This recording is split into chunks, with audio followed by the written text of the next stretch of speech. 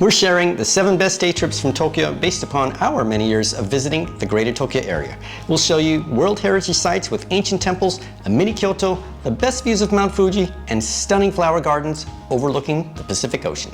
From Tokyo, each of these destinations can be reached within 2 hours. While they are popular as day trips, you may want to visit for a couple days in order to take a more leisurely pace enjoying the sights. Hitachi Seaside Park, located in Hitachi-naka, Ibaraki Prefecture, is known for stunning gardens, vast flower fields, and beautiful landscape near the Pacific Ocean. The expansive park covers 190 hectares. Have your camera ready because there are many Insta-worthy spots. Various flowers and plants decorate the grounds at different times of year. I visited near the end of April when the baby blue eyes were in full glory. It was a spectacular sight to see. Spring also brings tulips, as well as poppies and daffodils. Summer brings sunflowers, zinnia, and green-colored summer cypress. In fall, the summer cypress turns to a bright red and is joined by cosmos flowers. In winter, the park is adorned with ice tulip and Japanese plum tree blossoms. When I visited in the spring, there were plenty of food trucks, ice cream vendors, and picnic benches. I spent 3 hours enjoying the baby blue eyes and the tulips, but you could spend even longer. In addition to flowers, there are also playgrounds, a BMX course, putter golf, and the Pleasure Garden amusement park with a giant Ferris wheel and other rides. If you want to see the entire park, you may want to rent a bicycle. Walking was fine for me since I only visited the flowers. From Tokyo, you can ride the JR Hitachi Tokiwa Limited Express train to Katsuta Station.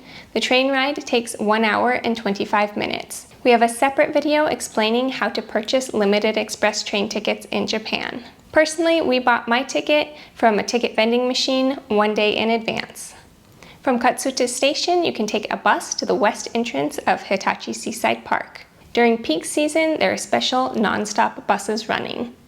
At the bus loop right outside Katsuta train station, I was able to buy a 1-day bus ticket plus admission for Hitachi Seaside Park for 1,130 yen. If it's not peak bloom, you can take a local bus to the west entrance and purchase a ticket at the gate. If you'd like to learn the ins and outs of riding public transportation in Japan, please join us this Sunday, May 19th at 6:30 p.m. Pacific Standard Time for a live Q&A about trains and buses in Japan. You can leave your questions about transportation on the community tab of our Kensho Quest YouTube channel, or ask them during the live. If you're unable to join us live, a recording will be on our channel to watch afterwards.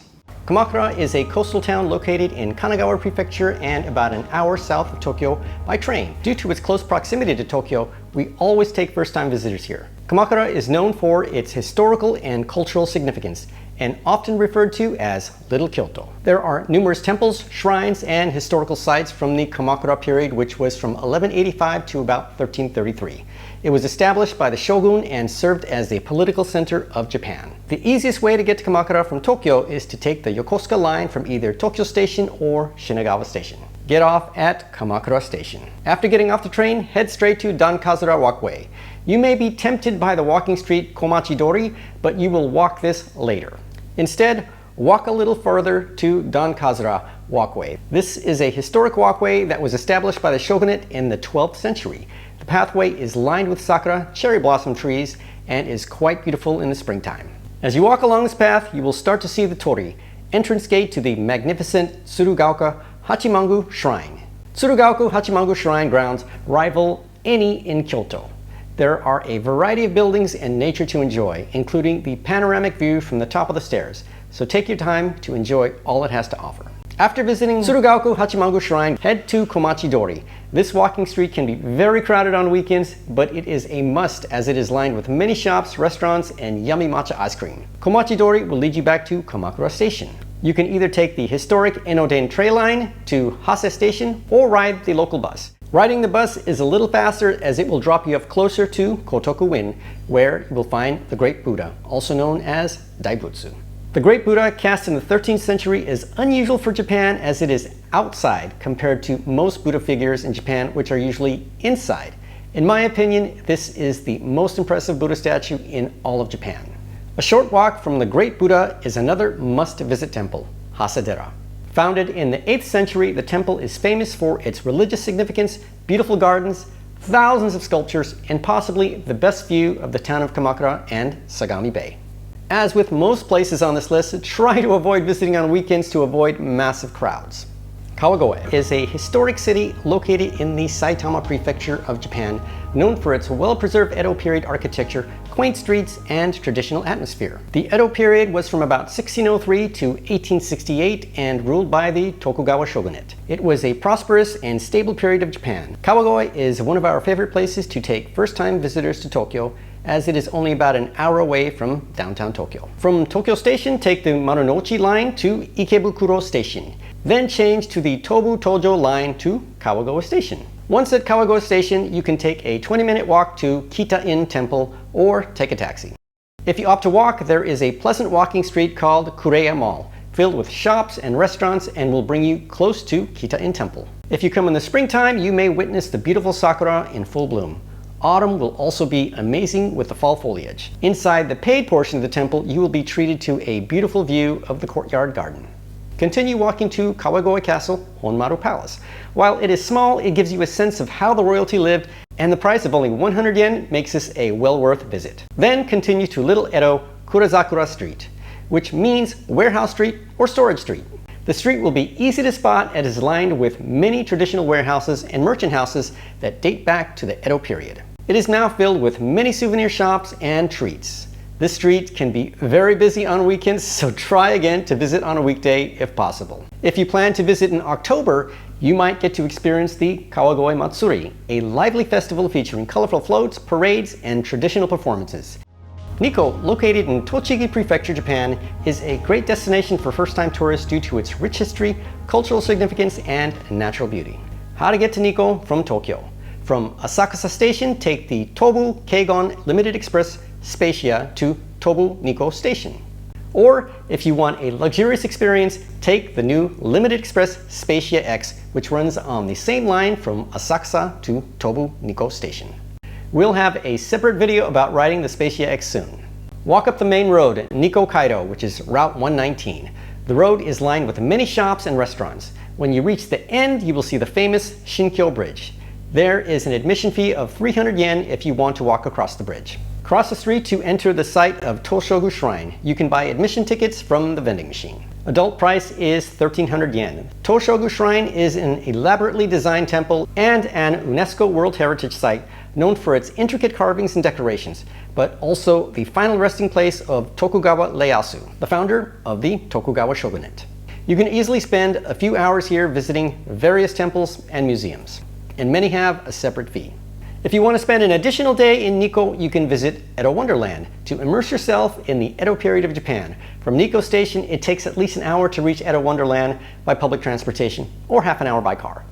Yokohama, located south of Tokyo in Kanagawa Prefecture, is a vibrant and diverse seaside city that offers a mix of modern attractions, historic sites, and cultural experiences. Today, we'll focus on some of the modern sites to experience. From Shibuya Station in Tokyo, take the Shonan Shinjuku line to Yokohama Station.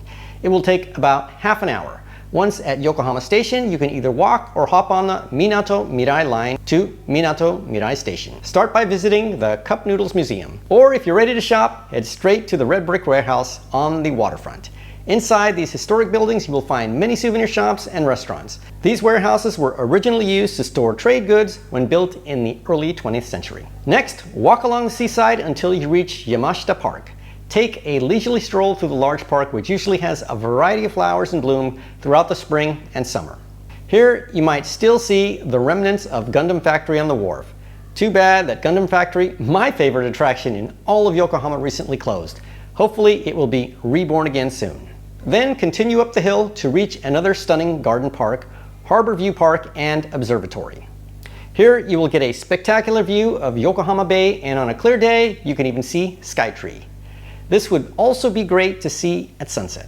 Come back down the same way you went up and cross over into Motomachi. This is Yokohama's chic shopping district. Heidi's favorite purse store, Kitamura, is located here. And then if you're hungry, you can cross over Ooka River into Chinatown, where there are plenty of restaurants.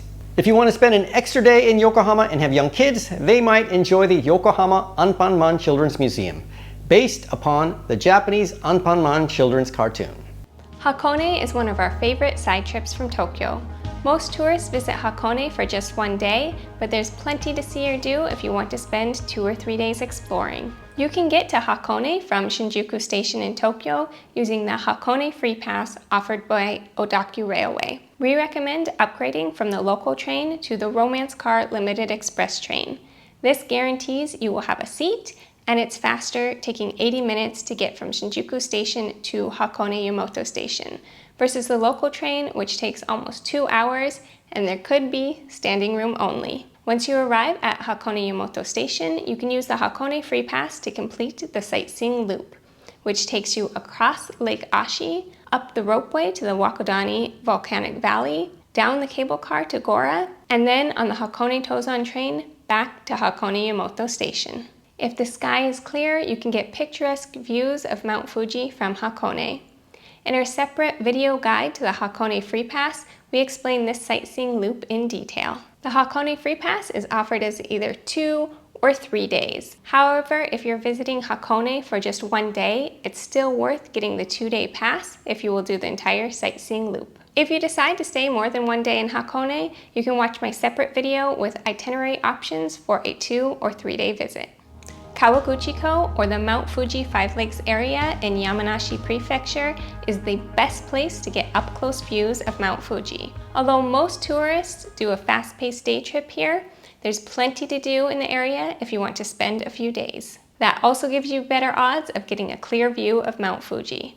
We're going to cover what to do on a clear sky day, or what to do if there's gray skies and no view of Mount Fuji. We have a separate video on the various ways to get from Tokyo to Kawaguchiko. Personally, we prefer taking the Fuji Excursion Limited Express train.